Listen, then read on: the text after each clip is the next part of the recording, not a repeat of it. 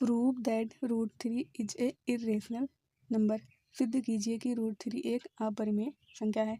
तो देखिए जो ये प्रूफ करने के लिए हमें कह रहा है ये कॉन्ट्राडिक्शन वाले प्रश्न होते हैं। तो जब ये कॉन्ट्राडिक्शन वाले प्रश्न है तो हम इसको कॉन्ट्राडिक्शन प्रश्न की तरफ यानी कि इसको हम इस तरह से कॉन्ट्राडिक्शन की तरफ से सॉल्व भी करेंगे। अब ये कह रहा है कि प्रूफ कीजिए कि √3 इज ए इरेशनल नंबर। तो हम क्या करते हैं, इसको मान लेते हैं कि √3 इज ए रेशनल नंबर, यानी कि जब ये कॉन्ट्राडिक्शन वाला है तो हम इसको कॉन्ट्राडिक्शन की तरह ही सॉल्व करेंगे। तो हम क्या करेंगे, √3 को मान लेंगे कि एक रेशनल नंबर है। अब आपको पता होगा कि रेशनल नंबर जो होते हैं वो p/q के फॉर्म में होते हैं, जहाँ पर q डजंट इक्वल टू 0, यानी कि जहाँ पर q जो है 0 के बराबर नहीं हो सकता है। तो देखिए यहाँ पर क्या हो जाएगा, √3 इक्वल टू p/q, क्योंकि हमने √3 को रेशनल माना है तो वो p/q के इक्वल हो जाएगा। अब यहाँ पर p और q जो है doesn't have any common factor, यानी p और q के बीच में कोई भी कॉमन फैक्टर नहीं है, यानी कि p और q की वैल्यू यहाँ पर क्या हो सकती है, p और q की वैल्यू हो सकती है 2/3, 4/5, ये वैल्यू यहाँ पर हो सकती है जिसमें कुछ भी कॉमन वैल्यू ना हो। अब इसको हम सॉल्व कर लेते हैं। तो देखिए यहाँ पर हमने क्या माना, √3 इक्वल टू p/q। अब हम क्या करेंगे, दोनों तरफ स्क्वायर कर देंगे। तो देखिए यहाँ पर हो जाएगा √3 का स्क्वायर बराबर p/q का होल स्क्वायर। अब हम इसको सॉल्व कर लेते हैं। तो अब देखिए यहाँ पर स्क्वायर से स्क्वायर रूट कैंसिल हो जाएगा, तो यहाँ बच जाएगा 3। अब इसको हम देखिए सॉल्व करेंगे तो p का स्क्वायर बाई q स्क्वायर हो जाएगा। अब देखिए 3 को q के पास और q को 3 के पास ले जाएंगे तो यहाँ पर हो जाएगा q square equal to p square by 3। q को हम यहाँ ले आए और 3 को यहाँ पर ले आए तो q स्क्वायर बराबर हो जाएगा p स्क्वायर बाई 3। अब क्या करेंगे, हम इसको इक्वेशन फर्स्ट मान लेते हैं। अब आप लोग एक चीज़ ध्यान से समझिए कि अगर 3 जो है p स्क्वायर को डिवाइड कर रही है तो यहाँ पर हमारा जो निकल कर आ रहा है वो कितना निकल कर आ रहा है, q स्क्वायर, यानी कि इसको हम इस तरह से लिख सकते हैं कि 3 डिवाइड्स p स्क्वायर। जब 3 p स्क्वायर को डिवाइड कर रही है तो हमें q स्क्वायर मिल रहा है। तो क्या अगर हम ये कह सकते हैं कि 3 जो है p को भी डिवाइड करेगी। तो देखिए हम इसको एग्जांपल के थ्रू समझ लेते हैं। मान लेते हैं हम p की वैल्यू मान लेते हैं हम 3। तो कह रहा है कि 3 स्क्वायर को 3 डिवाइड कर रहा है, यानी कि अगर 3 स्क्वायर को 3 डिवाइड कर रहा है यानी 3 का स्क्वायर 9/3। अब देखिए ये इसको पूरी तरह से डिवाइड कर रहा है। जब ये 3 जो है p स्क्वायर को डिवाइड कर रहा है तो क्या 3 जो है p को भी डिवाइड करेगा, देख लेते हैं। देखिए p को हमने माना था 3। अब हम क्या करेंगे, 3 को 3 से डिवाइड करेंगे तो ये पूरी तरह से डिवाइड हो जाएगा। तो यानी कि यहाँ पर हम कह सकते हैं कि 3 अगर p स्क्वायर को डिवाइड कर रहा है तो 3 जो है p को भी डिवाइड करेगा।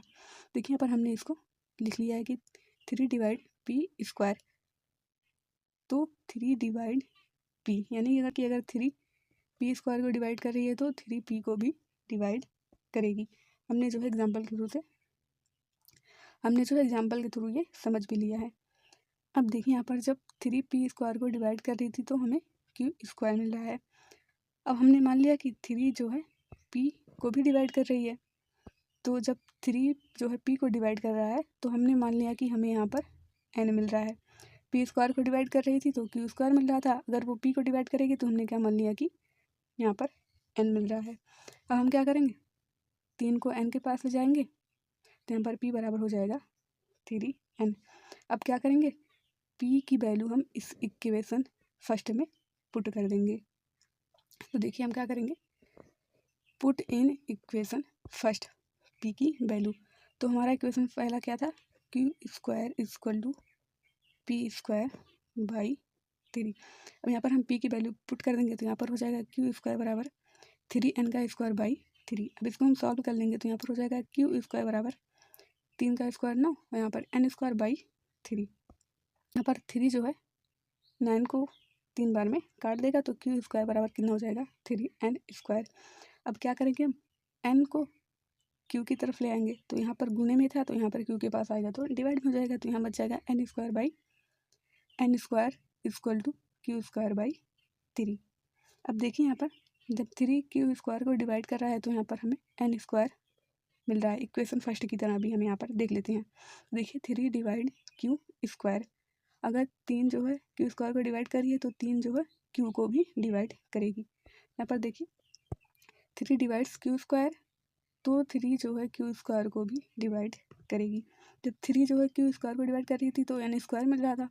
अब जब 3 जो है q को डिवाइड करेगी तो यहाँ पर हमने मान लिया कि हमें जो है m मिल रहा है, यानी कि m बराबर क्या हो जाएगा q/3।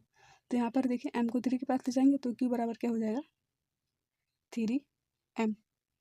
अब देखिए यहाँ पर p बराबर हमने जब सॉल्व किया था तो p बराबर हमारा कितना आया था 3n। p को सॉल्व किया था तो p बराबर कितना आया था 3n, और जब हमने q को सॉल्व किया तो q बराबर कितना आया 3m। और हमने माना था कि √3 जो है p/q के फॉर्म में है। तो देखिए हम क्या करेंगे, p/q के फॉर्म में p और q की वैल्यू पुट कर देंगे। तो p है 3n और अपार में q कितना था 3m था। अब अगर हम यहाँ पर ध्यान से देखें तो हमने माना था p और q के बीच में कुछ भी कॉमन नहीं होना चाहिए, पर यहाँ पर देखिए जो p और q की वैल्यू निकल कर आई उसमें तो 3 कॉमन हो रहा है, यानी कि यहाँ से 3 जो है ये कॉमन फैक्टर मिल गया। तो यहाँ पर हम कह सकते हैं कि this contradiction is due to our wrong assumption, यानी कि हमने जो कॉन्ट्राडिक्शन के तौर पर इसको माना था कि जो है √3 एक रेशनल नंबर है, वो हमने गलत माना था। और जब ये हमने गलत माना था तो जब p/q यानी कि √3 एक रेशनल नंबर नहीं है तो वो क्या हो सकता है, वो इरेशनल नंबर हो सकता है। हमने गलत माना था और हम इस बात को प्रूव भी कर चुके हैं कि हमने जो माना था वो गलत था। √3 जो है p/q के फॉर्म में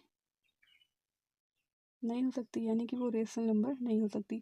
और जब वो रेशनल नंबर नहीं हो सकती तो वो क्या हो सकता है, √3 इज ए इरेशनल नंबर, जो कि हमें प्रूफ करना था कि √3 एक अपरिमेय संख्या है।